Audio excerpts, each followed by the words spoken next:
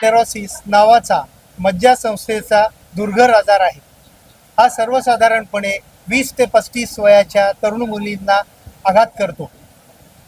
डोळ्याची दृष्टी जाणे, एका डोळ्याची दृष्टी जाणे किंवा धूसर दिसणे, चालताना त्रास होणे, लडखडणे, बॅलन्स जाणे या गोष्टी आजारात घडत असतात. आजाराकडे दुर्लक्ष केलं तर दर 1 व 1.5 वर्षांनी रिलॅप्सिंग रिमिटिंग पॅटर्न येऊ शकतो. हा जर रोखायचा असेल तर त्याची ट्रीटमेंट लवकरात लवकर केली गेली पाहिजे. पूर्वीच्या काळी MRI जेव्हा उपलब्ध नव्हता तेव्हा याचं निदान होणं थोडं अवघड होतं. पण आता MRI सर्वत्र अवेलेबल आहे. छोट्या छोट्या गावांमध्ये, खेड्यांमध्ये, तालुक्यांमध्ये देखील MRIची सुविधा उपलब्ध आहे. तर त्याचा वापर जरूर करावा आणि याचं निदान जास्तीत जास्त लोकांचं व्हावं आणि त्यांची ट्रीटमेंट लवकरात लवकर चालू करावी असं मला वाटतं. आजकाल लहान मुलांमध्ये पण ते बघायला भेटतं. होय, लहान मुलांमध्ये पण MS येतोय, पण त्याचा पॅटर्न थोडासा वेगळा असतो. MS सारखा ADEM म्हणून पण एक आजार असतो, तो काही वेळा MS मध्ये परिवर्तित होतो. त्याचंही निदान MRI मुळे होतं. सर आप क्या कुछ कहना चाहेंगे? मैं multiple sclerosis society of India बोला सर. मी मल्टिपल स्क्लेरोसिस सोसायटी ऑफ इंडियाचा नॅशनल सेक्रेटरी आहे आणि आमची संस्था ही एकमेव संस्था आहे. I will tell in all the languages. एकमेव संस्था आहे जी मल्टिपल स्क्लेरोसिस या आजाराच्या संदर्भात लोकांना हेल्प करते.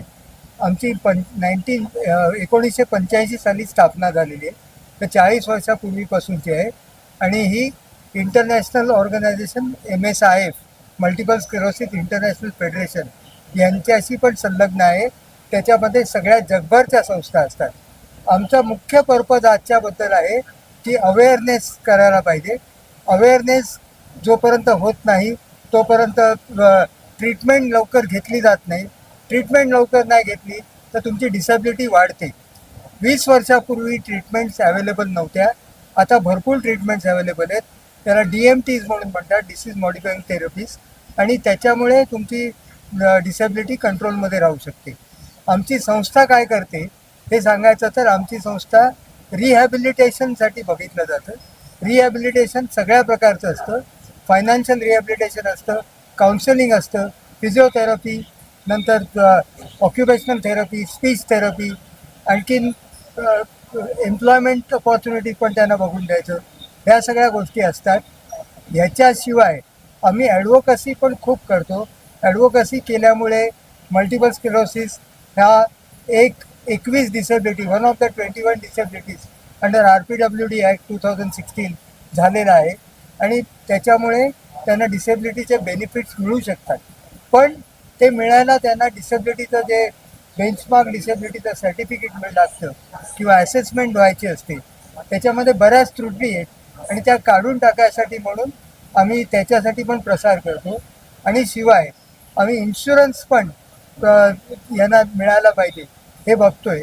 इन्शुरन्स किंवा त्यांचं क्लासिफिकेशन आहे रेअर डिसीज, या सगळ्या गोष्टी आम्ही बघतोय, या ॲडव्होकसीमध्ये येतात.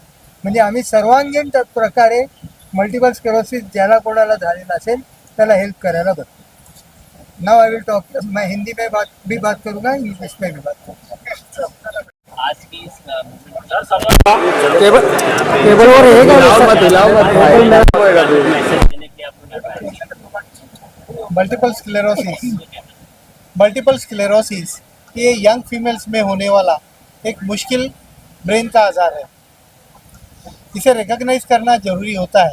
आजकल नई नई दवाएं उपलब्ध है और अगर आप उसका फ़ायदा लेना चाहते हो तो उसके सिम्टम्स जानना बहुत ज़रूरी है.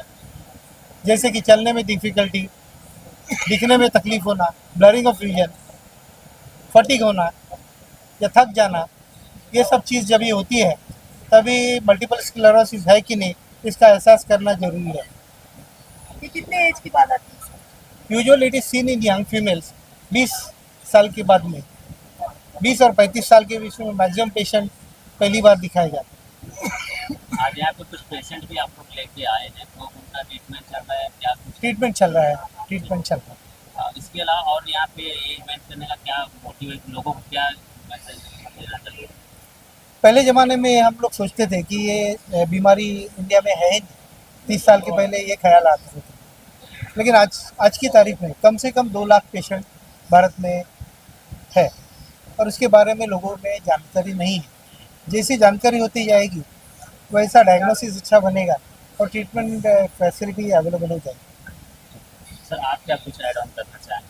क्या हमारा यहाँ आने का मकसद ये है कि हम एक कलेक्टिव वॉइस रेज करें, हम एक प्लेटफॉर्म पे जाएं जहाँ से हम इन पेशेंट्स का सिम्टम्स को समझ सकें, और एक बार हम वो समझ पाएंगे तब हम रियलाइज़ कर पाएंगे कि जो यंग पेशेंट्स हैं ये किस दुख से गुजरते हैं। Well they are going through the lot of symptoms, and once we understand this, I think we will be advocate in the society, going back and talking to people and making more people aware about the signs and symptoms of MS, as Dr. Patwankar explained. The whole idea is that everybody knows about MS, and once everybody knows about MS, I think we'll take steps to address the need gaps in terms of treatment. And as Sir said, I mean, now we have transformative therapies available, which can not only slow down the disease, but can actually stop the disease. And the patients with MS can actually live like you and I and normal human beings. बच्चों में भी इस तरह की कोई समस्या आ रही है क्या? बच्चों में भी ये समस्या आती है, that is called as young MS. बच्चों में भी ये होता है। ऐसा कहा जाता है कि एमएस का जो एज स्पेक्ट्रम है 2 साल से लेकर 92 ये एज में एमएस देखा गया है इसमें दुनिया भर में। क्या ट्रीटमेंट क्या दे रहे हैं आपको, कैसा क्या? ट्रीटमेंट इसमें 2 टाइप होते हैं। पहला टाइप जो होता है उसमें पेशेंट को अटैक आता है। जब भी अटैक आता है तभी 5 दिन का सोलोमेड्रोल बोल के एक दवा होती है, वो दी जाती है नस में से, उसे अटैक रिवर्स होता है। और दोबारा अटैक न आए इसके लिए प्रोफाइलैक्टिक ट्रीटमेंट होती है। तो 2 तरीके की होती है। अगर डिसीज़ काफ़ी ज़्यादा गहरा है तो उसके लिए स्ट्रॉन्ग दवा दी जाती है, जैसे ऑक्लूजुजिनाब है।